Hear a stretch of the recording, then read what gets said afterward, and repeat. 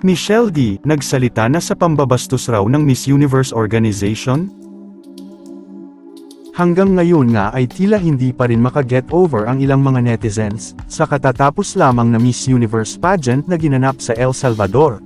Maraming kontrobersya nga ang mga nagsilabasan, at ngayon nga ay nakauwi na sa ating bansa ang ating pambato, kahit nga sa Miss Universe 2023 pageant. Nabigyan ng pambato ng Pilipinas na si Michelle D na sagutin ang final question na ibinato sa top 3 finalists ng pageant, feeling winner pa rin ang kapuso actress beauty queen, dahil sa tag-ong pagbibigay ng suporta at pagmamahal sa kanya ng sambayan ng Filipino sa kabila ng kanyang pagkatalo. Samantala, ang pambato naman ng Nicaragua, na si Shaynels Palacios ang nagwagi at kinoronahang Miss Universe 2023, habang umabot naman si Michelle D hanggang sa top 10 finalists. Noong nakaraang Sabado lamang, November 18 nakabalik sa Pilipinas si Michelle D, makalipas ang halos isang buwang pananatili sa Amerika, para sa naturang International Beauty Pageant. Isa sa unang naging public appearance ni Michelle pagka-uwi niya ng bansa ay ang guesting niya sa Fast Talk with Boy Abunda. Dito binigyan siya ng chance ni Tito Boy na sagutin ang final question sa top 3 finalists na sina Miss Thailand Antonia Porcel, Miss Australia Moraya Wilson, at Miss Nicaragua Shaynels Palacios. Tanong ni Boy Abunda, if you could live 1 year in another woman's shoes, who would you choose and why?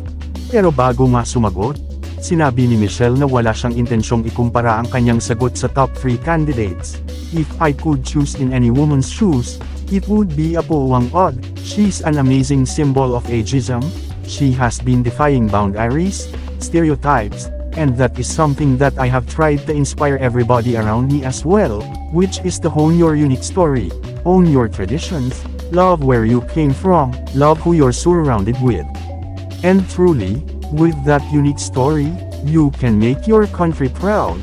You can show the universe what your country has to offer, and, in my case, my love for our country can really shake the whole universe as well. Tugon ni Michelle. Samantala, nagkaroon din ng pagkakataon si Michelle D na ma-explain ang mga kumalat na chika na binastos at tinaboy siya ng may-ari ng Miss Universe organization na si Anjac Rejutati. Nag-viral kasi sa social media ang isang video kung saan makikitang umalis si Michelle sa stage after ng guesting ng mga kandidata sa Mexican TV show, na Vendela Alegre. Dito may babaeng staff na lumapit kay Ann at binulungan ito hanggang sa nilapitan na ng staff si Michelle at sinamahan palabas ng studio, kaya naman galit na galit ang mga Pinoy fans. Say ni Michelle, totoo naman ang inilabas na statement ng Miss Universe Philippines na masama ang pakiramdam niya that day. Kaya nagpaalam siya kung pwedeng bumaba sa stage. The story released that I wasn't feeling well that day. I was already sick leaving El Salvador. Hindi siya pang babastos, because the organization already knew that I was kind of feeling ill. I just poured through the first segment, and then that's why they notified Miss Ann and Sir Raul and escorted me out, but the segment was already finished, ani Michelle.